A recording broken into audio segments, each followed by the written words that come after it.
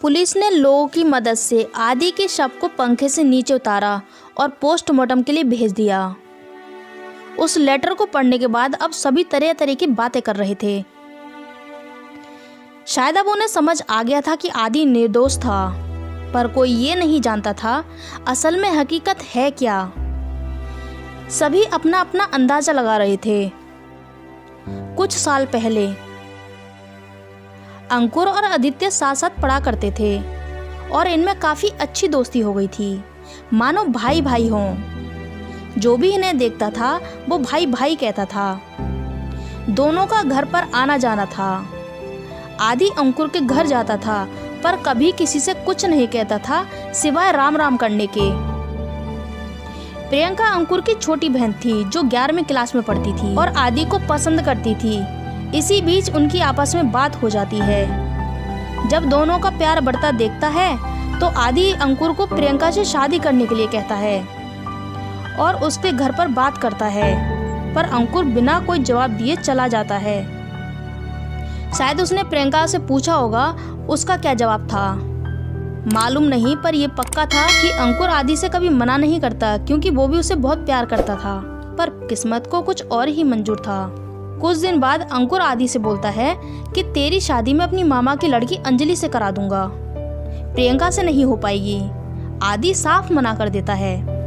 अंकुर को थोड़ा गुस्सा आ जाता है और उस पर जोर देता है। दूसरे दिन प्रियंका आदि के पास जाती है और अपने प्यार की कसम देकर आदि से अंजलि से शादी करने के लिए कहती है।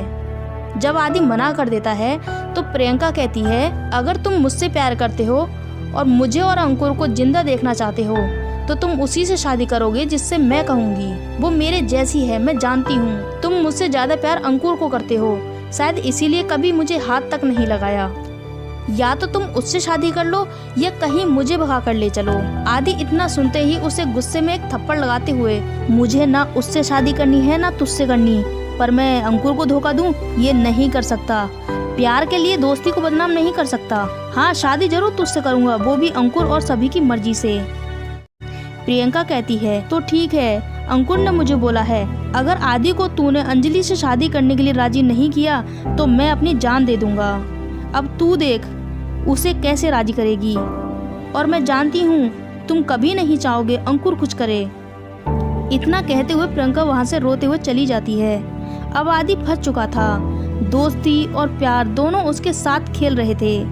क्यों उसका प्यार उसका साथ नहीं दे रहा था।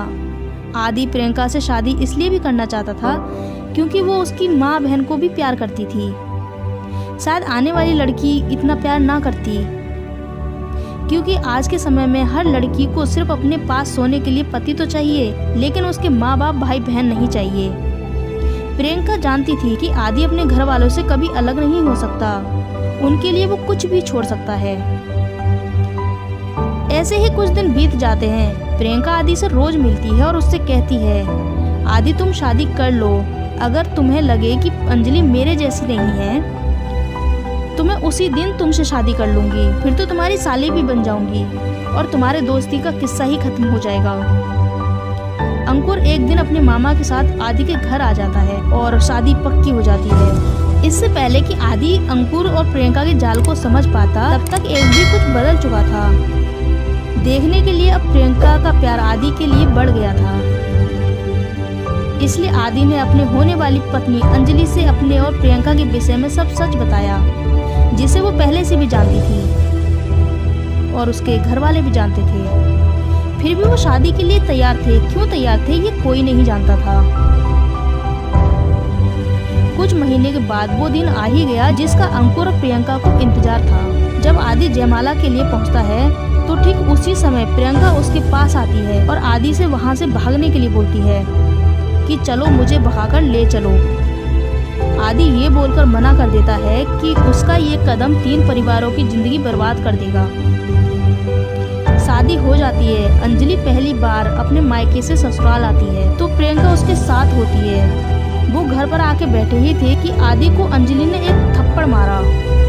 शायद प्रियंका को खुशी हुई होगी, पर अंजलि ने ये बोलकर बात टाल दी कि मैंने अंकुर समझा था और रोने लगी। बात टल जाती है। धीरे धीरे अंजलि के नेचर में बदलाव आने लगता है।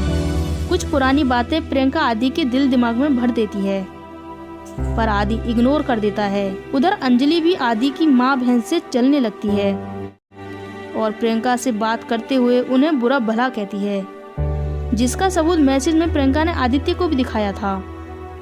पर आदि ने इस बात को भी इग्नोर कर दिया, क्योंकि अब आदि समझ गया था कि प्रियंका अंकुर आपस में मिले हुए हैं। प्रियंका ने आदि को कभी प्यार किया ही नहीं था। उसने तो सिर्फ अंकुर के कहने पर आदि का यूज किया, ताकि अंजलि के भाई ना होने का फायदा उठा सके और उसकी जमीन पा सके। यदि आदि अंजलि के कहने पर चला तो यहाँ भी उसी का राज चलेगा। इसलिए अंकुर ने भी अंजलि के दिल दिमाग में आदि के खिलाफ कुछ बातें भर दी थी। इसलिए अब दोनों में लड़ाइयाँ होने लगी थी। वो अपनी मर्जी का करने लगी थी और लड़कों से बातें करने लगी थी। आदि से ज्यादा अंकुर को मानने लगी थी। प्रियंका अंजलि और अंकुर के गलत संबंधों के बारे में बताती है, जिसे सुनकर आदि के पैरों तले जमीन खिसक जाती है।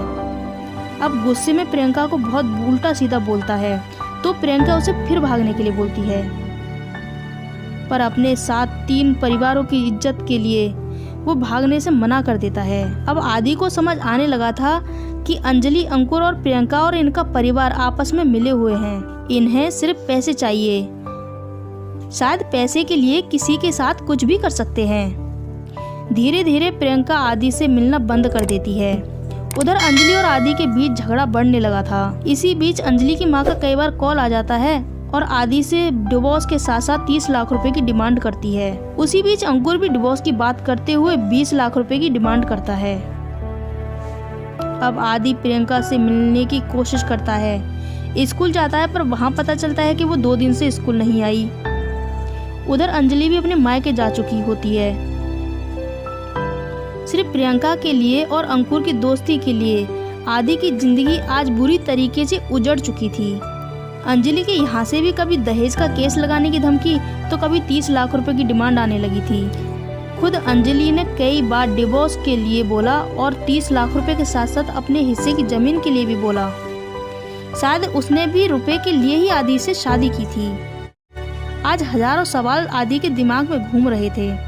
आखिर किसके लिए अंजलि ने आदि से ये सब बोला, और क्यों प्रियंका ने आदि के साथ अंकुर से मिलकर इतना बड़ा गेम खेला, वो भी प्यार के नाम पर। आदि ने प्रियंका के गांव में पता किया तो पता चला वो घर से रोज स्कूल जाती है। अब आदि सोच में पड़ जाता है, घर से रोज स्कूल जाती है पर पहुंचती नहीं। उसका पीछा करता है तो एक रेस्टोरेंट में बिना कपड़े के मिलती है। परिवार के बाद आदि खुद को फांसी लगाने के बाद अंजलि रोती हुई आती है, साथ में उसकी जमीन जायदाद पर हक जताने लगती है। उधर अंकुर और प्रियंका को जब पता चलता है तो वो भी वहां पहुंच जाते हैं। मिले लेटर के हिसाब से उसकी सारी जमीन जायदाद प्रियंका की होती है, पर पत्नी होने के नाते अंजलि अपना हक जानती है। बहुत कोशिशों के बाद आज अंजलि, अंकुर और प्रियंका अपने मकसद में कामयाब होते हैं।